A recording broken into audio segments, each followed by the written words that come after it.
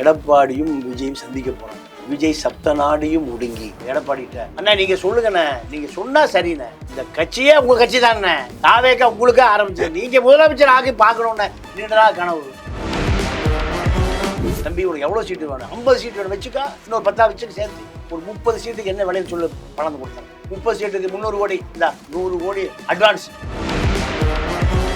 அமித்ஷா ஒரு கட்சி தொங்க விட்டுருக்காரு விஜய்க்கு, அது வந்து கரூர் கட்சி. இன்னொரு கட்சி திரிஷா கட்சி, திரிஷா சங்கீதா கட்சி. திரிஷாவுடைய சொந்த தாய் மாமன் RSS பெரிய லீடரா இருக்கார். அவர் ஆலோசனை சொல்றாரு, திரிஷா டெல்லிக்கு போகும்போது விஜய் கார் தான் அந்த அம்மா வந்து ஏர்போர்ட் வழியே போகும். நான் விஜயோட இருக்கையா பாத்துக்க எல்லாரும், நானும் ரவுடி. என்டிஏ கூட்டணியில இந்த பக்கம் பிஜேபி, அதிமுக, தாவேகா, இந்த மூணுமே அமைஞ்சா எப்படியா இருக்கும்? 100% வெற்றி உறுதி. திமுக பதறுது. ஆமா, அதுக்கு பிறகு ஒரு பெரிய அரசியல் இருக்கு எடப்பாடிக்கும் பாஜகவும். அது யாரு வெற்றி பெற போகிறார்கள் என்பதை தமிழகத்தின் பல MP MLAக்களின் வெற்றிக்கு வித்திட்ட கிங் 360 தேர்தல் வியூக சாப்ட்வேர் 2026 புதிய வாக்காளர்களின் அப்டேட் விவரங்களுடன் உங்கள் தொகுதியில் உங்கள் வெற்றிக்கு வித்திடுகிறது. உங்கள் வாக்காளர்கள் தொகுதி, பூத், ஆண், பெண், வயது என பல வகைகளில் ஒரே நொடியில் உங்கள் விரல் நுனியில் bulk WhatsApp, bulk voice call, viral தேர்தல் பிரச்சாரங்கள், ட்ரெண்டிங் செய்திகள் என கிங் 360 தேர்தல் வியூக பணிகள் குறித்த விவரங்களுக்கு உடனடியாக இணைந்திடுங்கள். உலக தமிழர்களுக்கு வணக்கம்.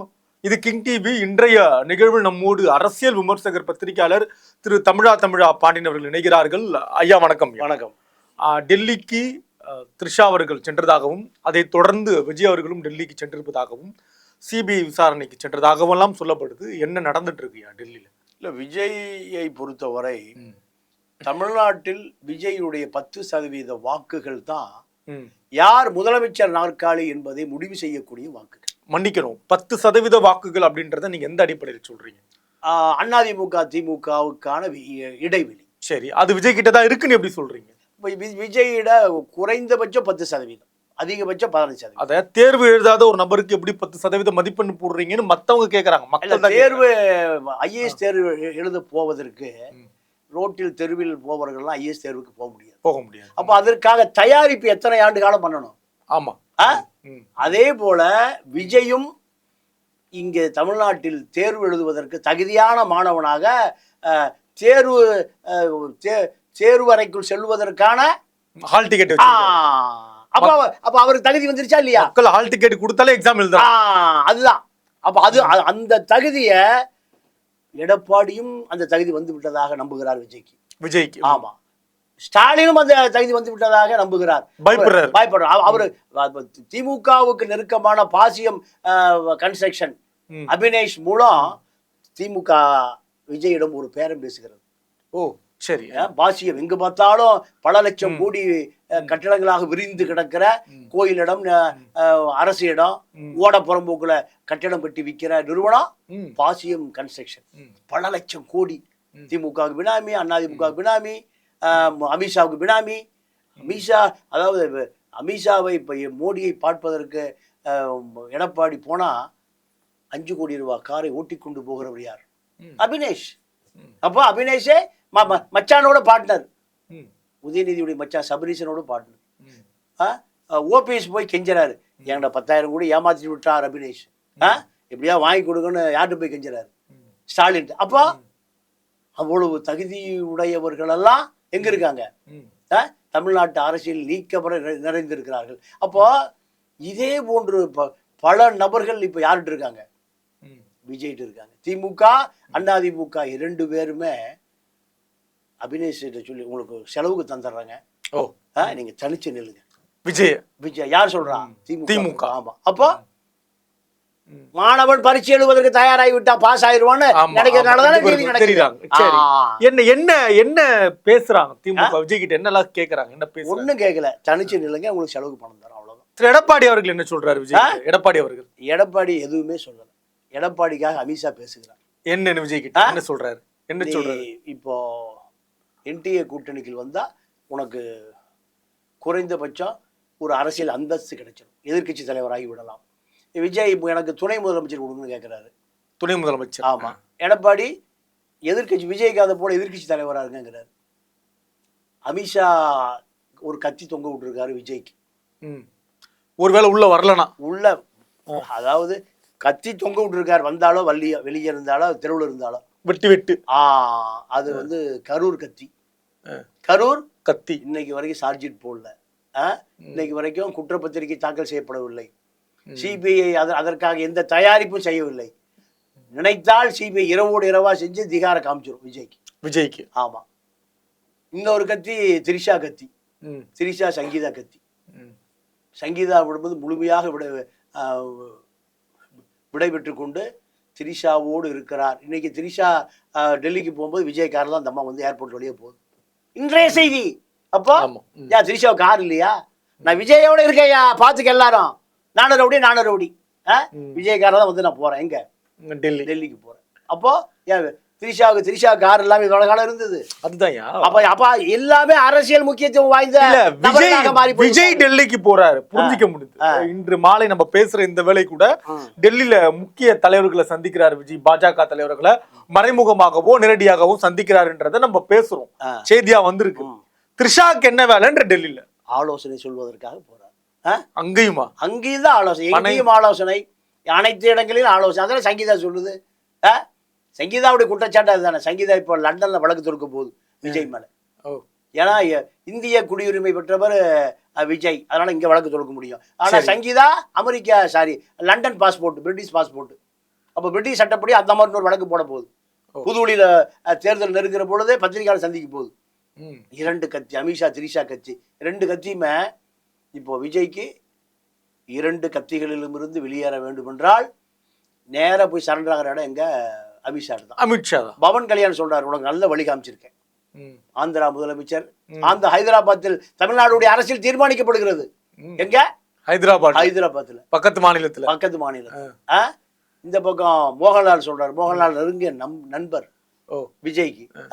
ஒரு நடிகை கர்ப்பம் அடைந்ததிலிருந்து வருகிற பிரச்சனையெல்லாம் தீர்த்து வைத்தவர் திருவனந்தபுரத்தில் ஒரு நடிகர். அவர் சொல்றாரு, உனக்கு நல்ல புத்தி சொல்ற, நீ போய் அமித்ஷாவை பார்த்து என்டிஏ கூட்டி இணைந்து கொள். அந்த வாஷிங் மிஷின் தான் நல்ல வாஷிங் மிஷின். அதே போல விஷ்ணு ரெட்டி, அவருக்கு விஜய் நெருக்கமான பெரிய கட்டிட கான்ட்ராக்டர், 1 லட்சம் கோடி வச்சிருக்கார். அவரு விஜய்க்கு ஆலோசகர். அவர் சொல்றாரு, நீ அமித்ஷாட்ட போய் என்டிஏ கூட்டணியில் வந்து ஒரு எப்படியாவது எதிர்கட்சி விஜயகாந்தா போல மாறிடலாம். என்டிஏ கூட்டணி விஜயகாந்தா மாறிடலாம். இப்படி அனைத்து அழுத்தங்களும். திரிஷாவுடைய சொந்த தாய் மாமன் RSS பெரிய லீடரா இருக்கார். அவர் ஆலோசனை சொல்றாரு. திரிஷா இருக்கு, பெரிய லீடரு. நீ உனக்கு எதிர்காலம் இருக்கு தம்பி, நீ நேரா போய் அமித்ஷாவை பார்த்து சங்கிகளோட வந்து சேர்ந்துரு. அப்படி உனக்கு பெரிய பாதுகாப்பு. அரசியல்ல முதல்ல பாதுகாப்பு தான் முக்கியம். உன்னை பாதுகாத்துக்கொள், அப்புறம் கட்சியை 2ஆ பாதுகாத்துக்கலாம். இப்படி பல பேர் சொல்லுகிற பொழுது மீறி அவரால் சிந்திக்கவே முடியல. அப்போ என்ன முடிவுக்கு வர்றாரு? இதுதான் நம்மை பாதுகாத்து கொள்ள வேண்டும். அந்த முடிவுக்கு வந்துட்டார். வந்து நம்ம புஷ்ஷை கூட சொல்றாரு, நான் நேரடியாக பிஜேபியில் சேர்ந்தா பிரச்சனை பண்ணுவாங்க, அதனால மாவட்ட செயலாளர்கள் அழுத்தம் தளபதிக்கு சொல்லிட்டாங்க, நீங்க போய் என்டிஏ கூட்டம் இணைந்து கொள்ளுங்கன்னு. மாவட்ட செயலாளர்கள்லாம் எனக்கு அழுத்தம், செயற்குழு, பொதுக்குழு, நிர்வாக குழு, அத்தனை குழுக்களும் என்டிஏ கூட்டணியில் இணைந்து கொள்ள வேண்டும் என்று அழுத்தம் கொடுத்த காரணத்தினால நான் தொண்டர்களுடைய கருத்தை மதித்து நான் இப்போ என்டிஏ கூட்டணி இணைய போகிறேன். நான் என்டிஏ கூட்டணி அல்ல, அதிமுக கூட்டணி. விஜய் இப்படி இப்போ அங்கே கருத்து கேட்டுட்டு இருக்காரு. புஷி நேற்று முந்தானெல்லாம் எல்லாம் தளபதி எப்படியாவது எதிர்கட்சி தலைவர் ஆனா சரி, அந்த நாடகத்தை அரங்கி. ஆமா, 40 எம்எல்ஏ ஜெயிச்சா சரி, நம்ம ஆட்சி அதிகாரத்தில் இருந்தா சரி, தளபதி சொன்னா நடக்கணும், இல்ல ஆட்சியை கவுத்துருவோம். இந்த பின்னாடி பெரியார் அம்பேத்கர் படம்லாம் இருக்கு, அது எப்பவுமே இருக்கும். இப்போ கொஞ்ச நாள்ல பிஜேபியும் போட்டுக்குவான் பெரியார் அம்பேத்கர் போட ஆரம்பிச்சிட்டாங்க. இப்போ பெரியார் மட்டும் போடவே மாட்டான். அது 2000 வோல்டேஜ் டிரான்ஸ்ஃபார்மர் கைட்டு எடுக்கணும், எப்ப வேணாலும் வெடிக்கும். அது 2000 வோல்டேஜ் எப்போனாலும் வெடிக்கும். ஆமா, அதனால அதை மட்டும் எப்பவுமே போட மாட்டான். எல்லாத்தையும் போட்டுக்குவான். நேதாஜி போட்டான், காந்தியை கூட போட்டான், பெரியாரை போடவே மாட்டான். தொடவே முடியும். ஏன்னா அது தொட்டாலே கை கருகிரும். தெரியுது. பிஜேபிக்கு தெரிய. ஆனா அது பெரியார் தடவையே அதை கறிக்கி விட்டானுங்க. சரி, இப்ப இதுக்கு வந்துருவோம். விஜய் சிபிஐக்கு போயிருக்காரு. இன்னைக்கு என்னையா நடக்கும்னு நினைக்கிறீங்க? இன்னைக்கு என்ன நடக்கும்? அதாவது ஒரு செய்தி சொல்லுங்க. நான் உங்களுக்கு வரலாறு பின்னோக்கி தான் பார்க்கணும். சரி. திமுகங்கிறது ஒரு பெரிய ஆலமரம். சரி. பெரிய கட்சி, நாடாளுமன்ற உறுப்பினர், சட்டமன்ற உறுப்பினர்கள், டெல்லி கில்லி பல கரைகள், பெரிய லாபில். 2G வழக்குல கனிமொழி, ராஜா, சரத் ரெட்டி 3 பேரும் திகார் ஜெயிலில் போவதற்கு முன்பு டெல்லியிலிருந்து சிபிஐ அதிகாரிகள் வருகிறார்கள். அதே விமானத்துல காங்கிரஸ் கட்சியினுடைய மேலிட பொறுப்பாளர் வருகிறார்கள். அறிவாலயத்துக்கு 2011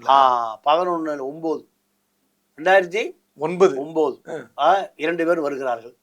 2 பேர் வந்து சிபிஐ அதிகாரிகள் நேரம் எங்க போறாங்க?